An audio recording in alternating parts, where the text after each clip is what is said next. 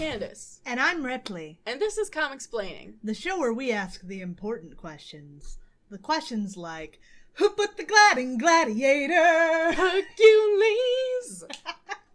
That's right. We're not back with Minnick this week. Oh yeah, you might be wondering, isn't this supposed to be an X-Men episode? It is indeed, but it's not. We had some scheduling issues come up with episode prep, so what we're going to be doing instead, we're going to switch things around, so at least for the next few episodes, we've had 2 Thor episodes, we're going to have 2 X-Men episodes, and then we're going to be back on schedule going forward. So this is not a Thor-only show now. We haven't just unceremoniously dropped the X-Men because Roy Thomas is giving me migraines. We are just adjusting for some things, but we're going to be carrying on. And as you may have guessed from our little plug there, we have the entry into the Marvel Universe of Hercules. Hercules! Hercules! We haven't talked about this on the show, but we've been, quietly very excited for the introduction of Hercules, amongst ourselves. Because here's the thing about Hercules. Much like Loki, who first appeared in the Venus comics, I think it was, Hercules also originally was in the Golden Age. I don't know exactly where or how much, but he was in Invaders number 16. Yeah, that's the only one that CMRO has him credited. He was in more. Yeah, in the Silver Age, his first appearance is in this comic that we're about to talk about, and for a very long time, he was actually mostly a Thor side character. But we love him, so... We do. He is himbo supreme. Mm-hmm. He is very gay. He's Thor's boyfriend. Yep. Anyone can fight me on that. I don't care. Why would they fight you on that? When they could fight Hercules and his rippling muscles. Well, I wouldn't want to get destroyed, so maybe they wouldn't want to fight Hercules. I don't think so. Much easier to fight a couple of nerds. Yeah. So, the issue that we're talking about is the Journey into Mystery Annual from 1965. It's written by Stan Lee, penciled by Jack Kirby, inked by Vince Colletta, and lettered by Sam Rosen. This issue is 72 pages long, but don't worry, most of those are just reprints of Thor's most notable villains up to this point. The only original story is the one with Hercules, and it's only about 16 pages, so... In Titans Clash, Thor versus Hercules. Yep. I like that Herc has a big H on his sandal. Yeah, and on his belt. But so Thor has a T on his belt, so right, they're even. The belt is more understandable. Right. Ancient Greece, much like Texas, loves their gigantic belt buckles. If you're not familiar with Marvel Hercules, by the way, I highly suggest you look him up because his outfit is incredible. The sandals are a lot. The sandals, the mini skirt, the lack of shirt. It's all incredible. We open our story with Thor and Loki, who are brashly riding into Jotunheim. Against the wishes of their father, I think. I'm not entirely certain. This sounds familiar. Yeah. Thor is looking for some giants to fight. He's looking to get, glory and accolades and whatnot.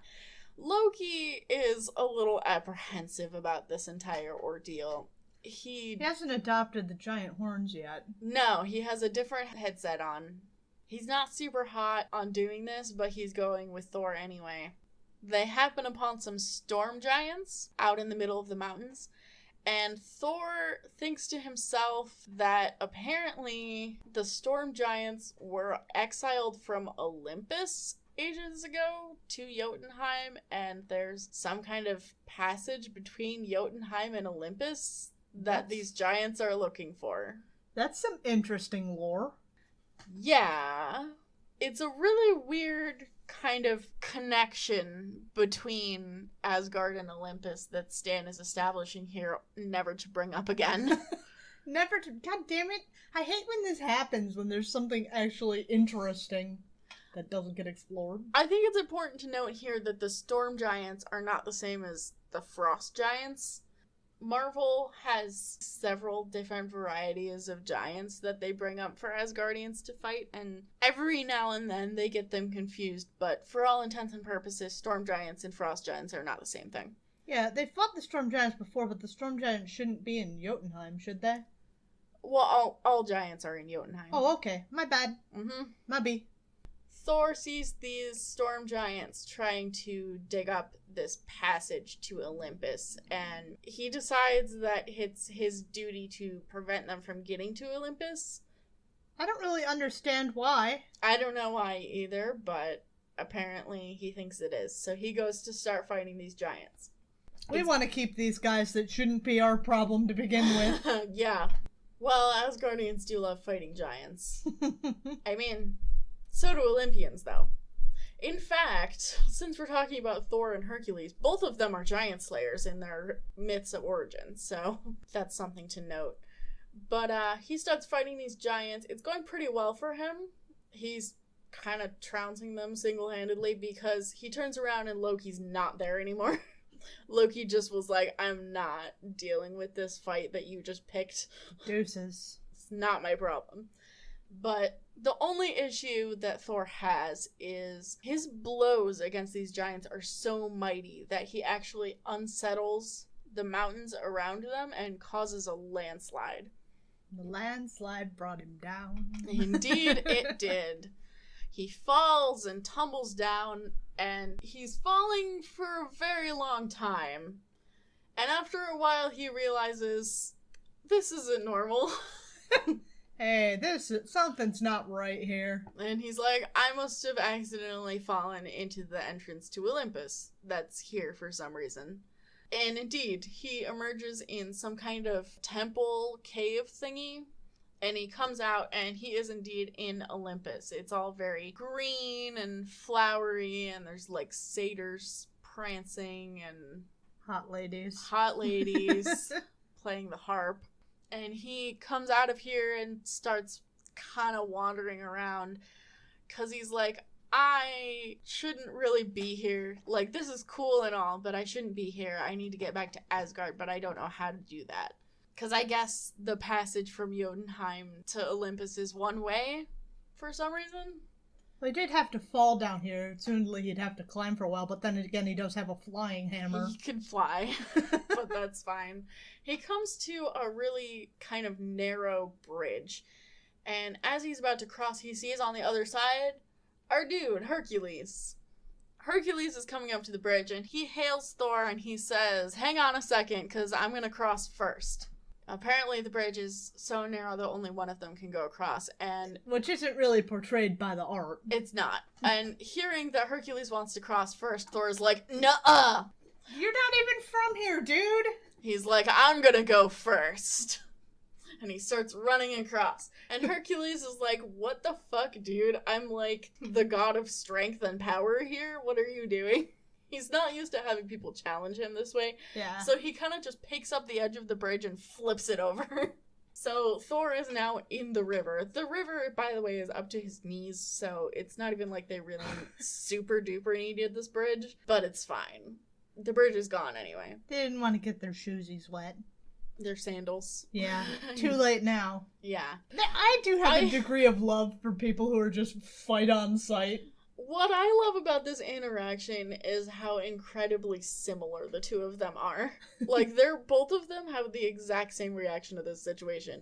I'm gonna cross the bridge first. No, I'm gonna cross the bridge first. Fight! Fight now! Well, actually, with Thor dumped in the river and the bridge thoroughly destroyed, Hercules turns to the task of creating a new bridge by picking up some huge boulders and throwing them into the water. It's not a great bridge, but it's not fantastic, but he's doing his best. What you're really going to create, Herc, is a dam, and then the river will be elsewhere. Yeah, pretty much. And Thor doesn't like this much because Hercules throws a boulder at him. It's pretty rude. And as Thor climbs out, he strides up to Hercules and uses his hammer to shatter the boulder that he was lifting. And that is enough for Hercules. Now it's fight time. Alright, let's throw down.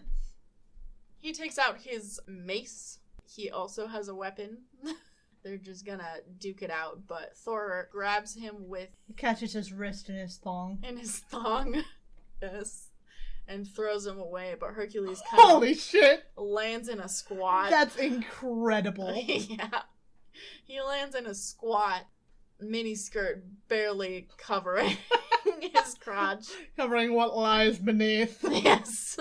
But no sooner has he landed than the hammer jerks away and flies back to Thor. And then they both decide that they're gonna fight each other without weapons. They're just gonna fucking duke it out. So they start doing that, and they fight for a while, and they're pretty evenly matched.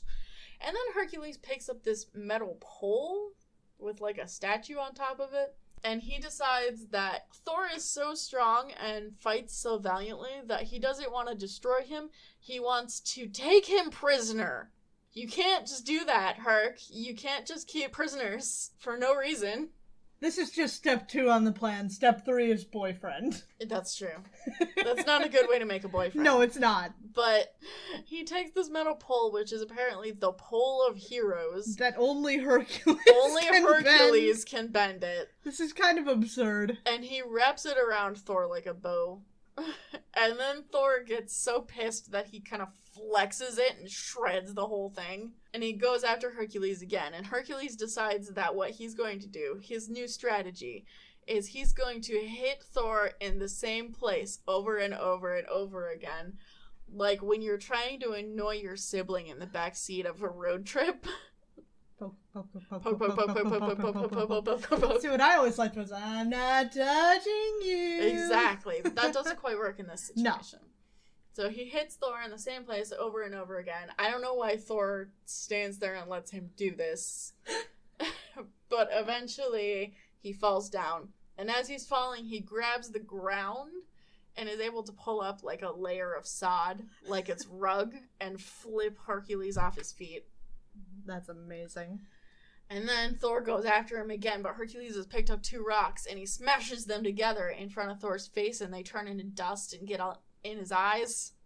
And then they start slugging it out again. And then suddenly, there's a blinding flash of light and power, and it's Zeus. And he says he's been watching the fight, and both of them are honorable and very strong, and they're both like, oh, yeah, thanks. I mean, Hercules is like, that's my dad, and Thor, I guess, immediately recognizes him as some sort of monarch, similar to his own father. Hercules and Thor make friends now.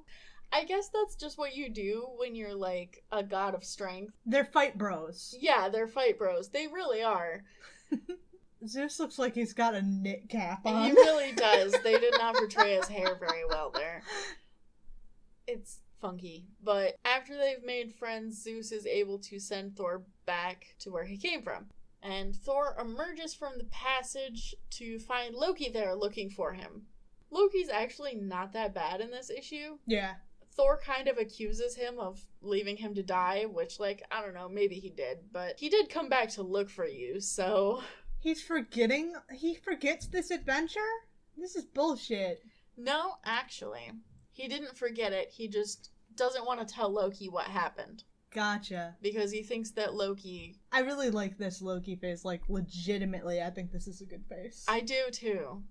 So he doesn't want to tell Loki what happened because he thinks Loki will go to Olympus and fuck shit up. Cause trouble. Yeah, because he's a mischief god and that's what he does.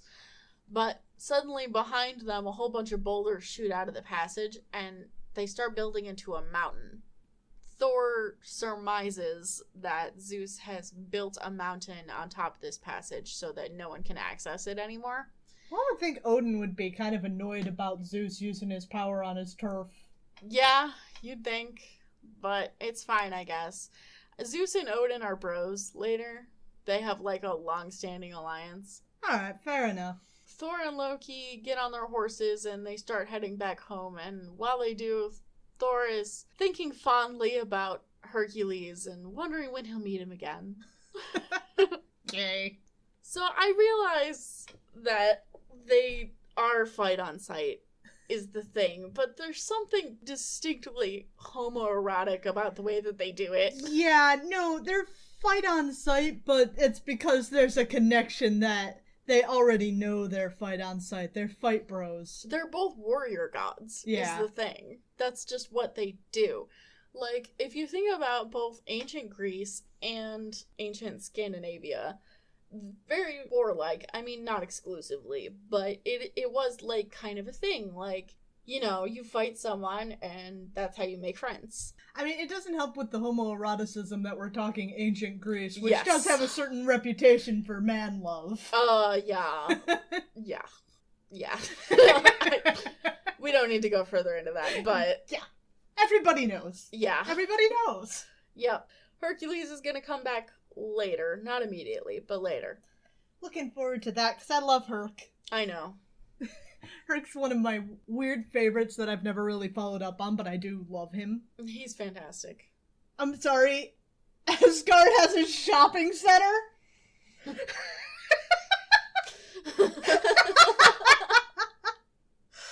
gonna have to look at what's going on this typical Asgardian street scene before we go. So this all looks fine on this first page, but then there's the Museum of Weaponry, which I suppose does make some sense. I like the Dome of Combat, but the shopping center.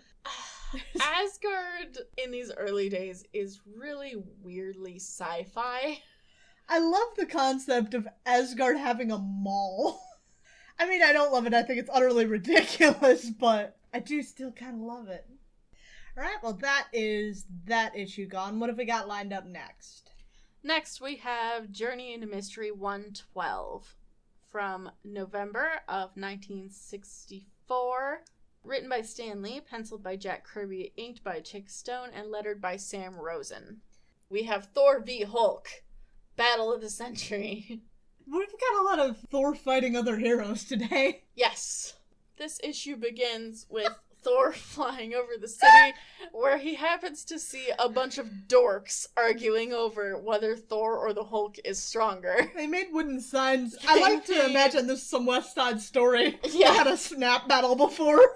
So they have huge signs of, like, Thor and Hulk's faces on opposite sides, and they are literally facing each other off like they're in a fucking, like, some kind of musical or something. When you're a jet, you're a jet. Yeah. And they're split down the middle. One side is arguing that Thor's stronger, the other side is arguing that Hulk's stronger. Thor is flying above and happens to see this and notice what they're arguing about. And noticing this, he decides to land amongst them.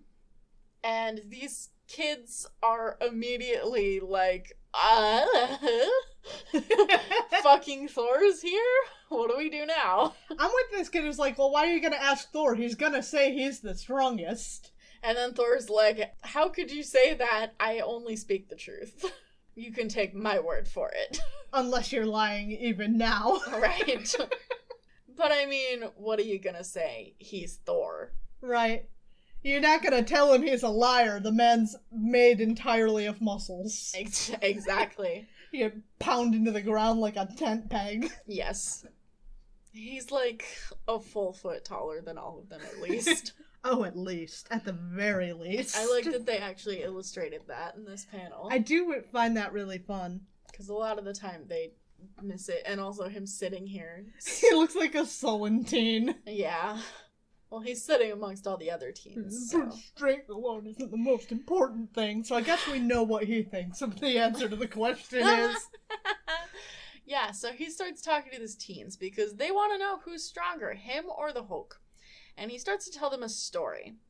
And he tells them a story of Avengers number 3, actually. We didn't read it, but it happened. Well, that's okay. We can deal with the Cliff Notes version here. Yes. So a thing about the Avengers and Hulk is that even though Hulk was a founding Avenger, he fell out with them pretty much immediately. This is Avengers number 3, and he's already going against the other Avengers. Yeah.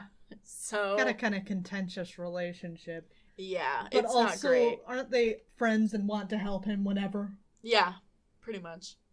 Leave Hulk alone! We want to be your friend, Hulk! Leave Hulk alone! So in Thor's story, back in Avengers number 3, Thor, Iron Man, Giant Man, and the Wasp are going after the Submariner and the Hulk. Oh, I have read this, actually. Yes. So Namor and the Hulk have rigged up some kind of modified air raid siren that, like, emits, I guess, supersonic beams, kind of like Black Bolt does, I guess, that just, like, disintegrate you, which is a lot. And they're preparing to hit the Avengers with this, but Giant Man reaches up and grabs Namor off the wall. I don't understand how he did this when they had this fucking cannon pointed down, presumably the hallway that they were coming from. It looks like he just went up the other wall. Right. So Giant Man grabs Namor, but even though Giant Man is giant, Namor is still stronger than him and is able to pull him down to the ground. And then Iron Man comes to the rescue and runs face first into Hank's armpit. He does. And meanwhile, Hulk goes to square off with Thor. So Thor recounts this story because apparently some portion of this fight was documented in, like, the news. So the kids know about it already, but there's more information that we don't know yet. Okay, so is this consistent with, like, this didn't happen in the issue, this is a between-the-pages story? Yes. Okay, cool. So this happened, I guess, in the background of Avengers number 3? Yeah. More or less. Cool. So, while the other Avengers were fighting Namor, they didn't notice as Hulk and Thor went 1v1. Man, I'm not loving the inking here. Yeah. It's not fantastic, but Hulk and Thor, they fight so hard that they end up, like, not taking notice of their surroundings and moving kind of away from the others, which is why I guess we didn't see this fight in that issue. Yeah. Thor does... I'll try spinning, that's a good trick. Yeah, so Thor does this thing where he spins his hammer and it creates a dimension disruption around him. I've had it with new Thor powers. I really, truly have. Which, it's basically just like a solid tornado around Thor that Hulk can't get into. And he did this because he has a specific way that he wants to fight the Hulk. So while he's inside this dimensional tornado, he makes contact with Odin, who is away on a hunting trip right now. He's got a cool bird with him and a pink bag. That's what he was hunting for. The bag. Yeah. His purse.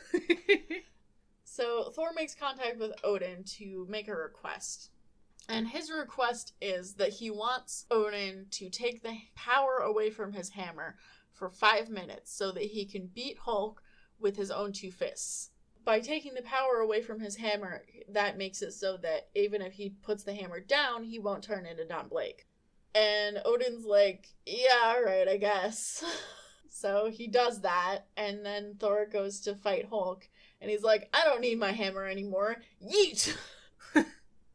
But fails to realize that if he throws his hammer away, Hulk can, like, smash it. God! So Hulk catches the hammer, and then he's holding it, and he's like, ha! I am stronger than ever. I couldn't lift your hammer before, but now I can. And Thor's like, he doesn't know that he can lift my hammer because its magic power is gone for the next 5 minutes. Also, he's neglecting the fact that fighting Hulk is already not fun. Fighting Hulk with a hammer would be even less fun. Well, it's like that thing that I was just saying, is he's a warrior god, he's from a warrior culture. To him, this might seem like a good time. But Hulk has the hammer, and he decides that what he's going to do is he's going to snap it in half. Which, Thor really should have seen that coming. No shit. And Thor's like, fuck! If he does that, after 5 minutes, I'm dead fucking meat. So he's like, I gotta get that hammer back. But would Hulk want to fight a Twinkie Doctor? I don't think so. I don't think so either. I don't think so, but I think if the hammer's broken, he can't turn back into Thor ever. Right, he's got other problems with that. Yes, so Thor goes to fight Hulk and try to get his hammer back. It's not going very well. He tries to step over top of him, and Hulk's like, I'm gonna grab your leg and pull you back. Oh, no, you don't. Yeah, it's kind of funny, honestly. So, finally, after a few minutes, well, not a few minutes, probably like 1 minute maybe, Thor is able to get the hammer away from Hulk, and then he tucks it into his belt that way that you don't like. It's terrible.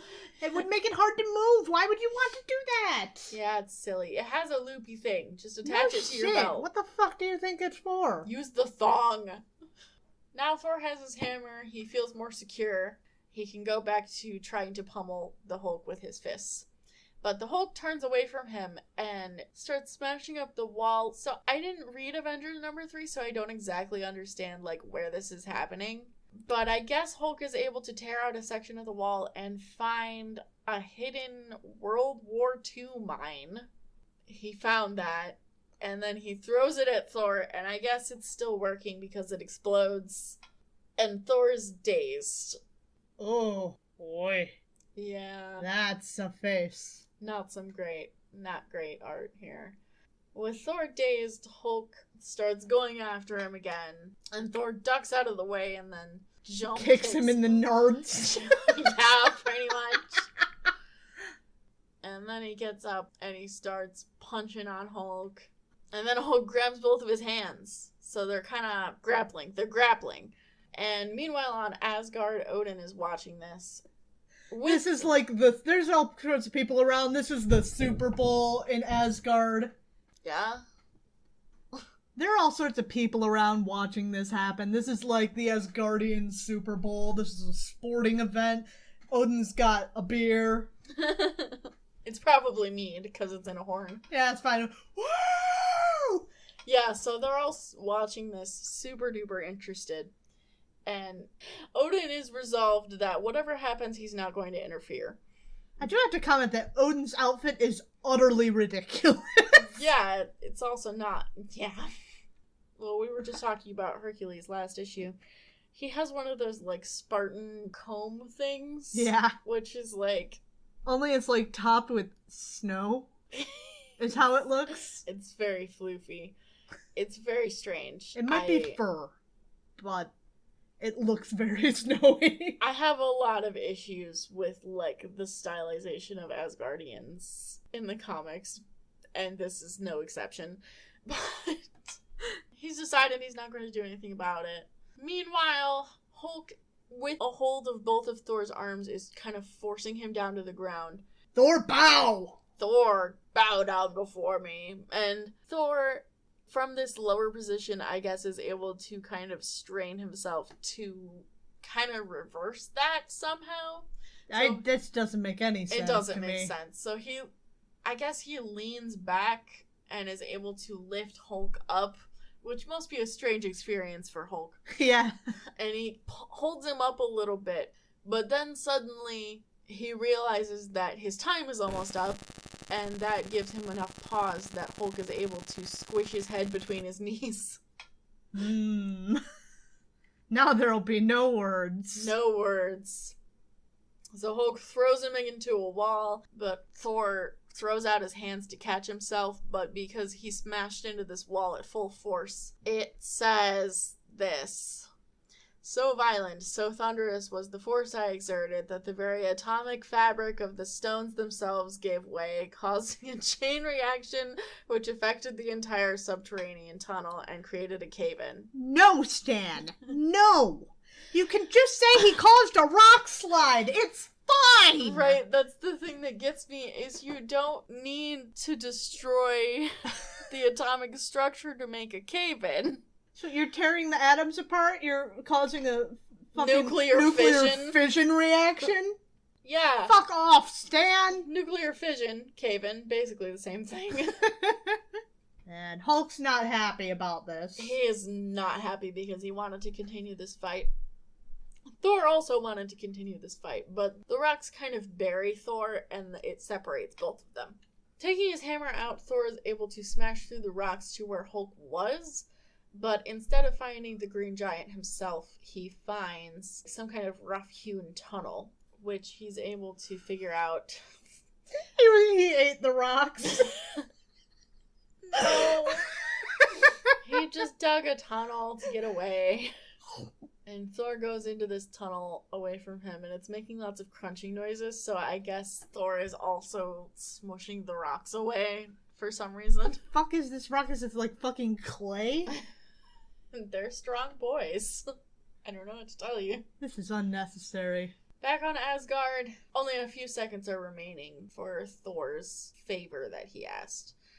And Odin says he's not going to give him more time, and, well, he's seen enough. He can't make a decision today about which of them is the victor, but he's done watching. He's bored now. But he thinks at the very least this will teach Thor some humility. Thor follows this tunnel back to where the other Avengers were, and he is just in time to see the Submariner escaping from Iron Man, who's having a little bit of trouble. Yeah. As he often does. Very true. And he's able to kind of stop Namor, but Namor's winding up to hit him because he's like... Because he's Namor and that's what he does. Well, Namor's like, there's only room for one weirdly dressed prince in this town.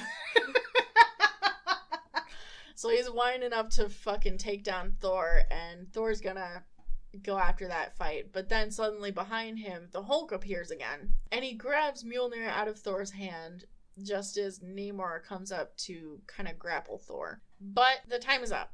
So the hammer suddenly falls out of Hulk's hands and then flies back to Thor, where Thor is able to kind of wrap up the whole situation, I suppose.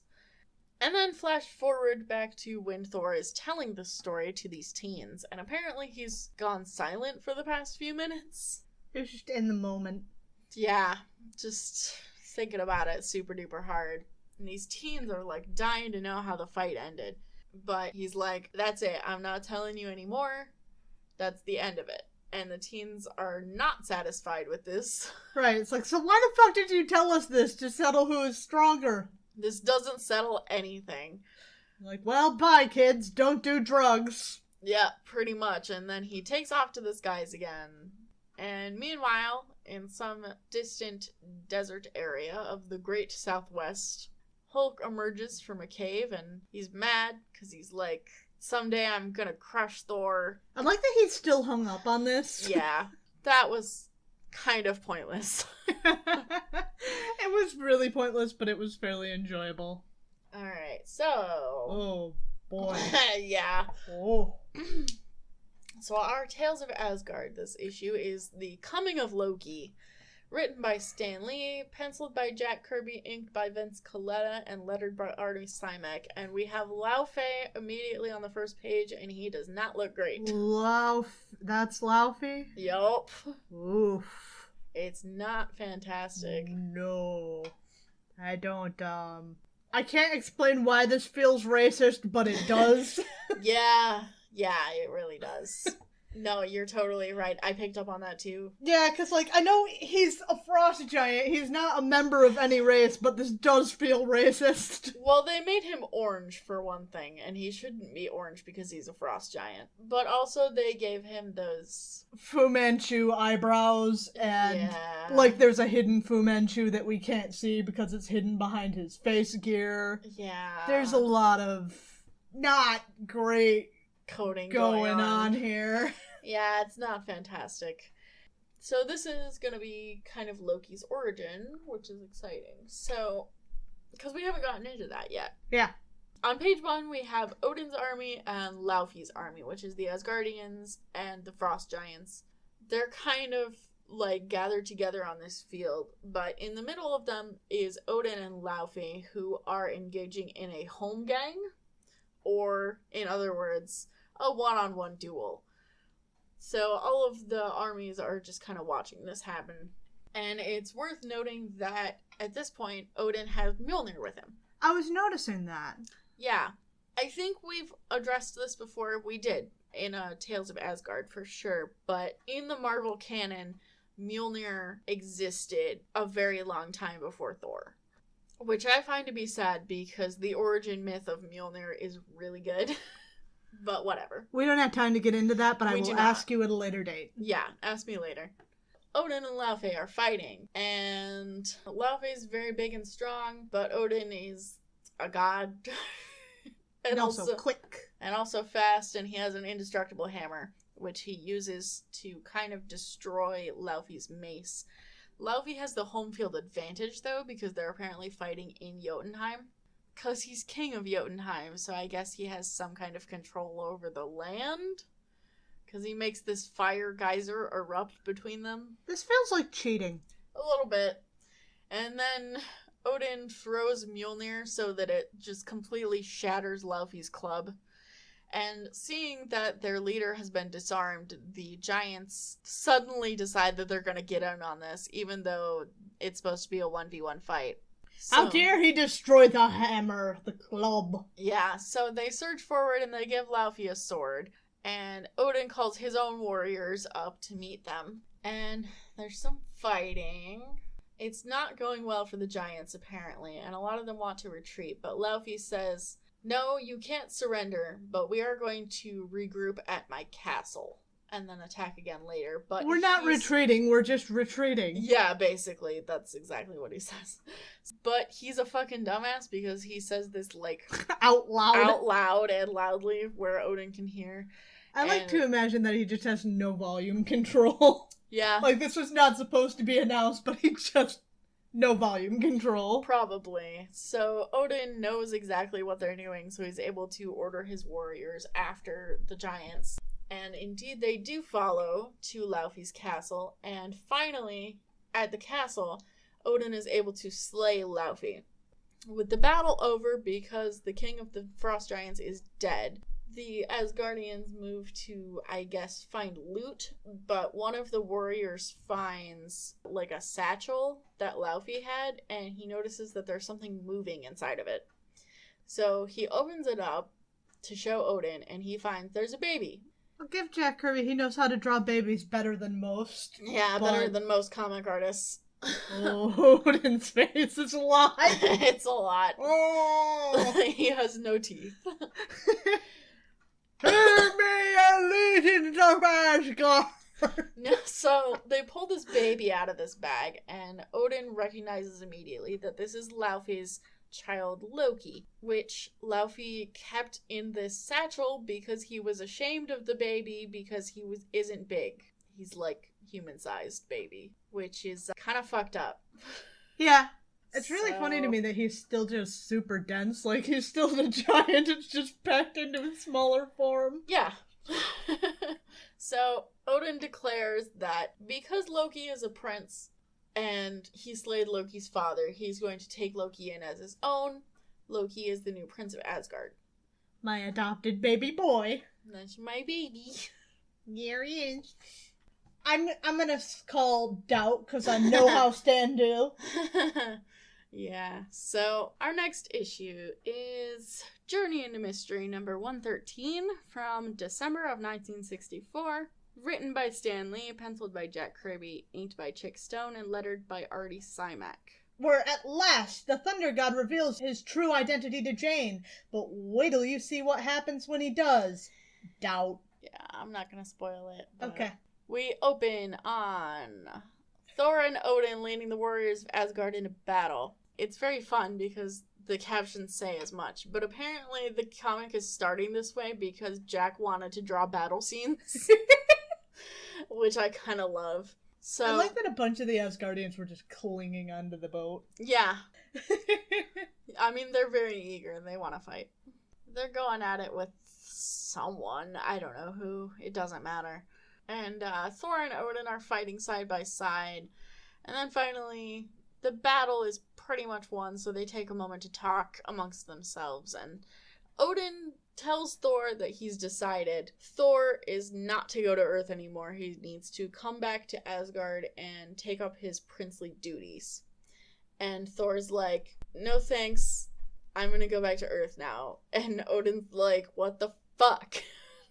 I just told you that I don't want you to do that.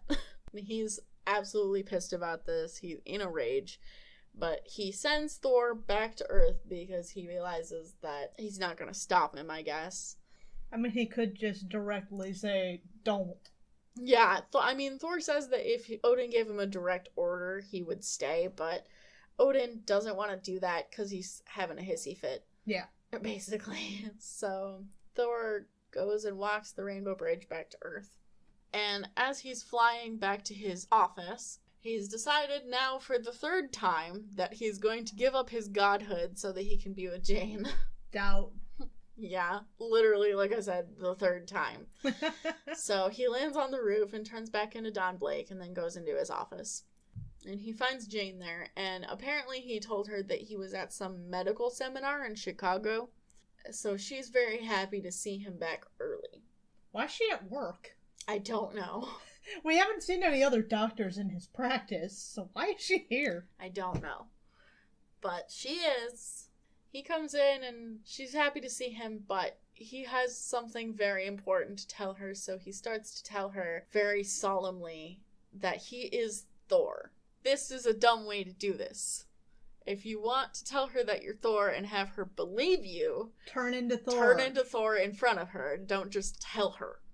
Across town, at some kind of, like, a museum or art gallery, these dudes have this statue that they pulled out of the Hudson River that they're getting cleaned off. And they're examining it. They're like archaeologists. They're trying to figure out what it is and where it came from. And then suddenly it comes to life because it's the Grey Gargoyle. And he turns both of these archaeologists to stone. And then he fucks off, I guess. And he's thinking to himself, they deserve being stone. For helping free you? Basically, because he's like, they were dumb enough to pull me out of the river, otherwise I would have been there forever. In my eternal torture prison. Being decent, how dare they? Bastards, they deserve what's coming to them. Yeah. Now freed from his watery hell, the Grey Gargoyle is able to once again strike out to find Thor because he's still stuck on this idea that he can get the secret of immortality from Thor. Oh my god. See, I would understand if he wanted to find Thor just to beef with him over trapping him underwater. Right. Like, vengeance is a very reasonable motivation here. To be fair, it was Don who trapped him underwater, not Thor. You know, that is fair. He apparently has an apartment in New York that he paid the rent on for 1 year in advance. Why and when? Didn't he immediately get off a plane, turn a cabbie to stone, go looking for Thor? Yeah. Why did you pay for an apartment for a year, and when? I don't know, but he goes in, and apparently it's fully furnished, so he sits down, and while he's sitting there, he reminisces about his origin story, just in case you didn't read that issue. And then he decides once again he's going to go after Thor to get the secret of immortality, blah blah blah. Meanwhile on Asgard, Odin is still having a fit. I guess, like, the palace chef tried to present Odin his dinner, and Odin is having a temper tantrum, so he, like, kicks the chef out and throws the food after him. Don't take it personally, chef. He's not mad at you. He's not mad at you. Loki's coming up just as this happens, and the chef tells Loki not to bother going in there. This is not the time, Lokes. Not the time. So Loki goes in there, and Odin's helmet is fucking intense. It has wings that are the size of, like, holy shit, a bald eagle. I think he just tore them off a bird and put them on his hat. It's very intense. So Loki goes in there and sees that Odin is watching on some kind of viewport, watching Don, aka Thor, aka Don, telling Jane that he is Thor. And he is just absolutely incensed by this. Loki approaches him, and Odin's like, fucking get out, I don't have the patience for you. And Loki's like, sorry, I just wanted to offer my regrets and to tell you that I stand with Odin in this moment of shameful betrayal. So I guess because Loki is, like, pledging his allegiance to Odin and condemning Thor for choosing a mortal over... Maybe you're alright, Loki. Yeah, so he is now in favor and Thor is now out of favor for probably the first time. And I think it's very funny that the thing that gets Loki in Odin's favor is condemning Thor for loving a mortal woman, given what we know about Loki later. Yes. Ho. Huge ho. I like that the way... I mean, this is not a legitimate, like, this is absolutely a laughing, like, but it really makes it look like Loki just came in here to eat Odin's fruit. Yeah. Odin basically declares that Loki is now the favored son. Thor is out of favor, and he says that if Thor wants to be immortal so badly, then he can stay one forever. So Thor no longer has his powers from now on. And as Odin is leaving, Loki just starts, like, eating his grapes. Just like... Excellent. This is what I wanted all along. I mean, I'm glad that I won, but I'm into these grapes. Hell yeah. This is what I really came here for. Back on Earth, apparently, shockingly, Jane does not believe Dawn that he's Thor. I can't understand why. And Dawn finally realizes that the way to get her to believe him is to turn into Thor. So he tries to do that, but because Odin has taken his powers away, he cannot. I might think that he should just explain all the different times that she should have realized he was Thor before this, but hey. Yeah. That would take too long. Yeah. Wouldn't be very interesting to read. It could be, depending on how you read it, but not in Silver Age style. No. Jane just thinks that needs to lay down or something. But she does say something kind of cute. "Oh, Dawn, my darling, you don't have to try to glamorize yourself for me. I love you just as you are. I don't care who Thor really is." Yeah, she's gotten over her crush on Thor, I've noticed. For sure. She's all about Dawn. Absolutely. It's cute. But Dawn is absolutely torn apart by this. Thor is part of his identity, so it must feel really weird to him just not being able to turn into Thor. Yeah. And then suddenly the Great Gargoyle crashes in through the window. And Dawn tells Jane to run to the elevator, and he chucks a book at the gargoyle. But the gargoyle just turns it to stone and throws it back. Predictably. Yeah. But still, Jane and Dawn are able to get away into the elevator. Dawn knows that the Great Gargoyle is there for him, so he's not going to turn him into stone, which is a decent gambit. So they get in the elevator and they start going down, but the gargoyle just kind of tears the doors apart and grabs onto the ropes, which turn to stone, and then he slides down them fireman style. There's this assertion that making them stone would make the cables better, but they would actually make them very bad. Yeah, there's also this assertion that the Great Gargoyle being made of stone is stronger than the metal doors of the elevator, which I don't understand why Stan thinks that stone is stronger than metal. Because it's not. But whatever. We ain't got time for that. No. Dawn and Jane get down to the ground floor, and just as they're running away, the elevator itself turns to stone as the gargoyle lands on top of it. But they've gotten away for now.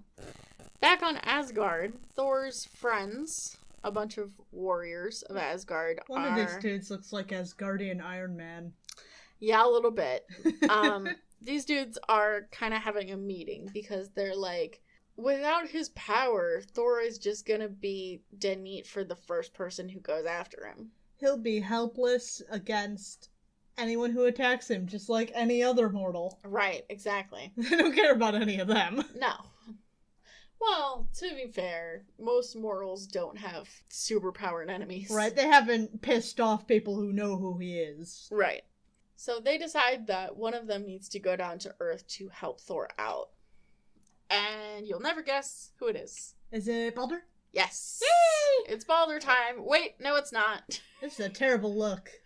So Baldur gets on his horse and he's going to go down to Earth, but Loki is watching and he casts a spell. He casts a spell on Baldur's horse to make it fall asleep.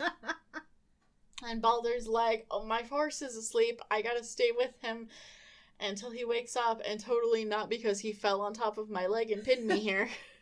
It does seem pretty consistent with Disney Princess Baldur, though. Yeah, it does. The other warriors are getting ready to go off in his place, but Loki approaches them, and he tells them that they have orders. They have orders to patrol the eastern area of the realm, which come from Odin himself, and the warriors cannot refute this. Little does Loki know, there is another warrior traversing the Rainbow Bridge as we speak. Back on Earth, the gargoyle is pursuing Dawn and Jane. What? Turning helpless passersby into stone. No! Ha! You had forgotten that my stone wings give me the power of limited flight. Why the fuck would they do yeah, I totally forgot about that. So here's my thing about that. How can we forget that if you never mentioned it before? Right, you didn't tell us this. And you don't have wings, you have a cape. Infuriating. I don't understand. The gargoyle has stone wings that give him limited flight, I guess.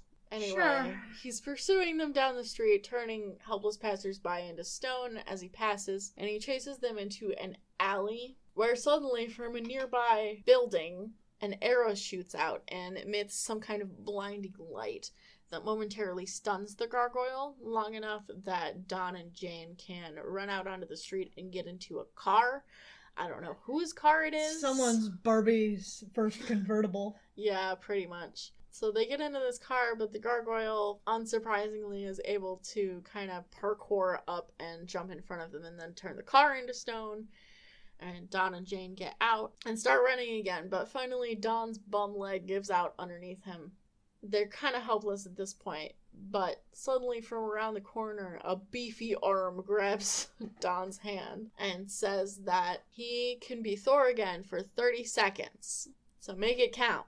So Don clambers around the corner and turns into Thor, and then he goes after the gargoyle with his hammer.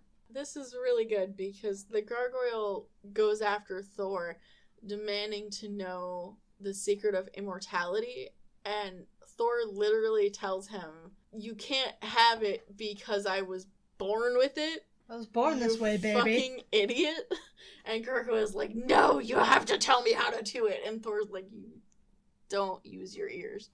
So, Thor is running out of time to deal with this dude. He was only given 30 seconds. So after fighting him for a minute, he goes up to a lamppost and kind of smashes it open and sticks his hammer into the electrical wires and is able to kind of conduct the electricity from like the city system, I guess, through his hammer to create like a very powerful electrical bolt.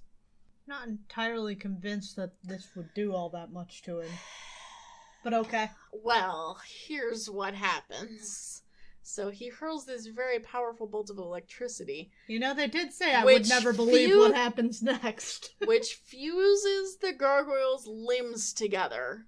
Dude got fucking melted. That's so extremely dark. Yeah. Like, what's gonna happen when he turns back into a flesh man? Ooh. I don't like that at all. Well, technically his hands are touching everything all the time, right? So maybe he will just be stone? I guess. Not that that's much better, but... It's not better. It's better than him just being a melted flesh homunculus. I hate this, honestly. There's no winning either way. This is almost worse than trapping him at the bottom of the ocean. Ugh. Like, it's definitely on par. I don't understand why we have to defeat the gargoyle in such fucked up ways. Exclusively him. Well, no. Him and Unis. Yeah. Thor, he kind of stumbles away into an alley, and he's starting to feel a little bit weak, and he slumps down to the ground. Nearby, a cloud ascends into the sky, and the warrior who was dispatched returns to Asgard, and he actually goes to see Odin. So it turns out that this warrior, in case you were wondering why this random dude had the power to give Thor his powers back, apparently in fact. Yeah, it's because Odin told him to do it. So even though Odin was mad at him earlier, Odin can't deny that he loves his son. That's still my baby boy. Yes, that's still my baby boy, and I can't stand by and watch him get hurt. And after having saved him, he also decides, this is just gonna keep happening, so I'll just give him his powers back. He's stuck doing the pee-pee dance forever. Shut up. Odin is so fucking wishy-washy and volatile. Like, he just has temper tantrums and then cancels it out later. Like, I can't even imagine living with this dude. Awful. Absolutely terrible. But everything's fine. Thor gets his powers back. Loki is mad because he's out of favor again. Well, he's never going to beat out Thor for the favored child, unfortunately. Yeah. Back on Earth, Thor is turned back into Don Blake, but he feels the energy coming back to him. So he realizes that his power is back. And as he realizes this, he's thinking, how can he give up being Thor ever for anything? Dude, now's your chance to demonstrate to Jane that you are Thor. It's back. Right? Do it now. Right? No, he doesn't. He decides that he's going to go back on what he did earlier and tell Jane that he was just kidding, I guess. Like I said, doubt, and then Stan didn't fail to disappoint. Yeah, you were right to doubt. So everything just goes back to normal. The gargoyle is fused in a pee-pee dance forever. Don just says the police will handle him. Loki goes, Loki's like, my dad doesn't love me. Odin has canceled this temper tantrum. Mm-hmm. Honir, the hunter, is very pink. Yeah, so everything's back to normal. The end. Yay. Tales of Asgard, the Boyhood of Loki. Ooh, more Loki. Written by Stan Lee, penciled by Jack Kirby, inked by Vince Colletta, and lettered by Arnie Simek. So, we have Thor and Loki as little kids. Like, I don't know, maybe 10 or younger, I would say. Yeah, they got that kind of look. But it'd be easier to tell seeing them up front. Mm-hmm. So they're watching some kind of tournament where these two dudes are going at each other with these, like, hooked quarterstaffs. And Thor is saying that the winner is the one who takes the quarterstaff from the other dude. Whoever disarms the other person wins. Pretty much. Thor decides that he's going to make a bet against Loki. And you're laughing because Loki looks like that. Loki, there's a lot going on with Loki. Loki's got greasy Snape hair, horns. Imagine, if you would, how a comic book artist in the 60s would draw an evil baby, and that's how Loki looks. Like, I like their monogrammed shirts. Yeah. Thor has a shirt with a T on it. Loki has a shirt with an L on it. They're also color-coded. Loki assigned green at birth. We know about green. Nobody's cluing into the fact that he's evil, but this boy's wearing green even now. Oh no, trust me, they're clued into the fact that he's evil. I forgot to mention, actually, during the Loki origin from the last issue, the warrior who picked him up was like, this baby has Rancid vibes.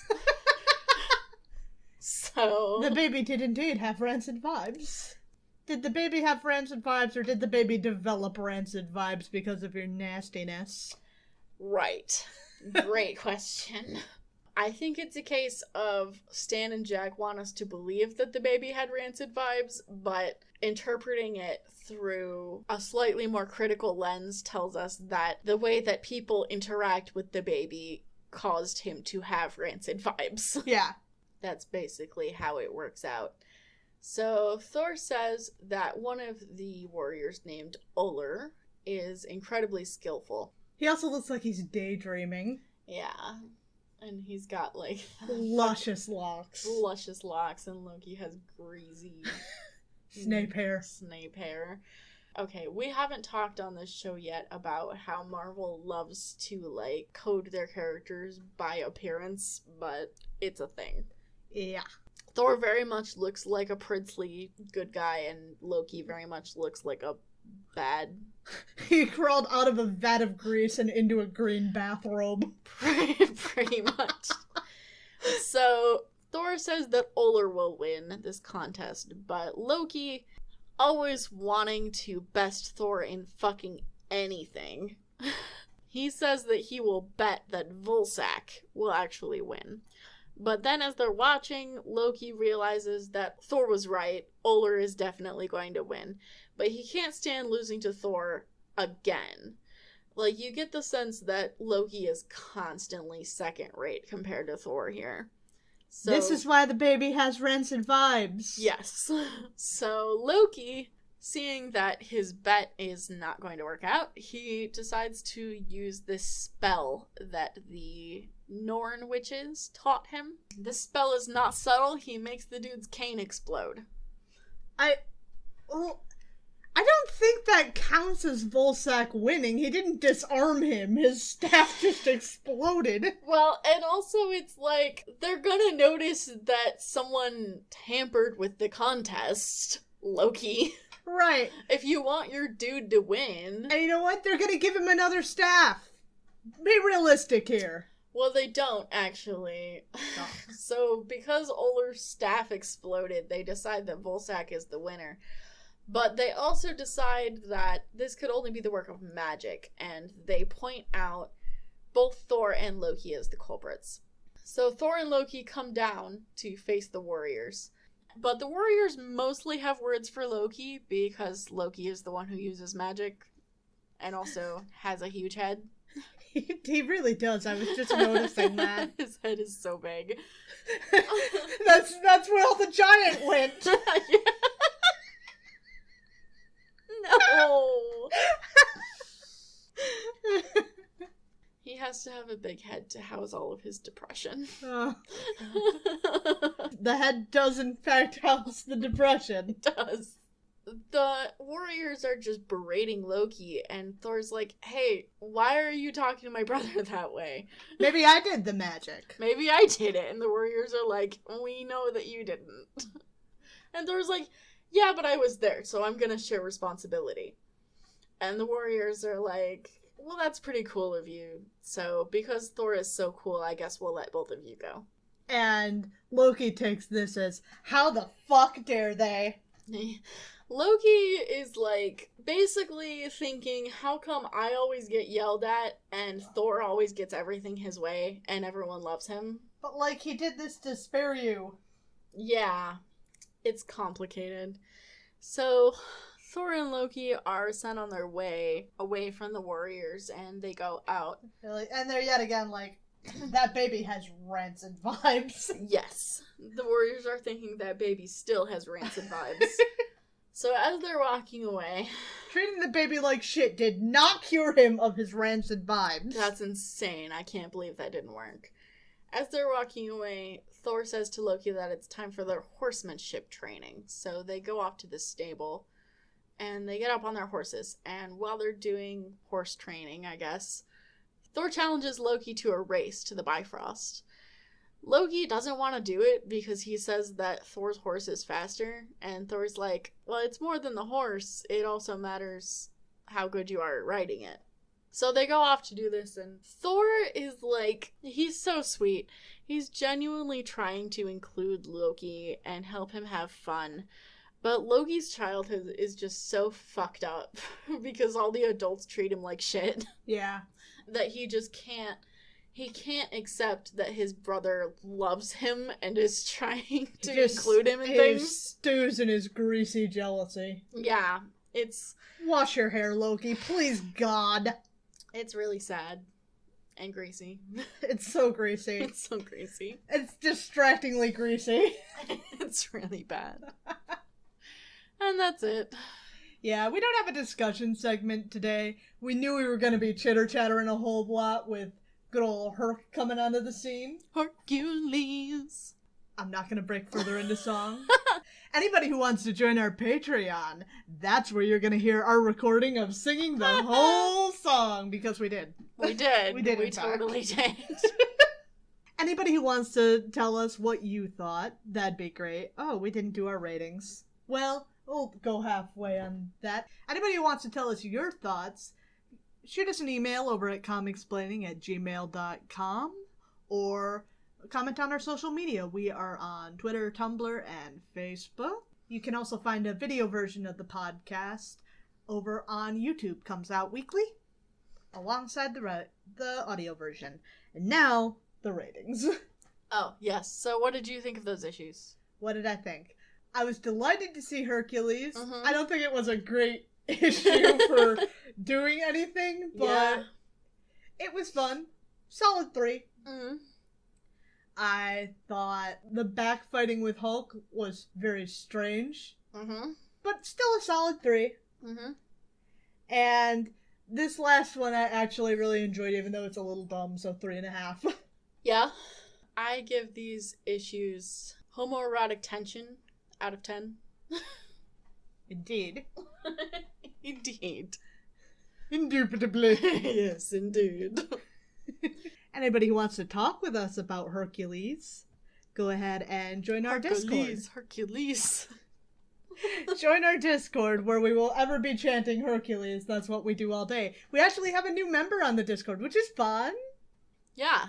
I talked about our Patreon earlier. Shout out to our one patron, Robin, ever the MVP of the show. Mm-hmm.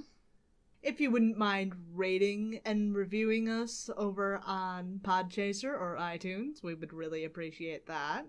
Anybody who plays Marvel Puzzle Quest, consider joining our alliance. We are 615. That is the number 6, number 1.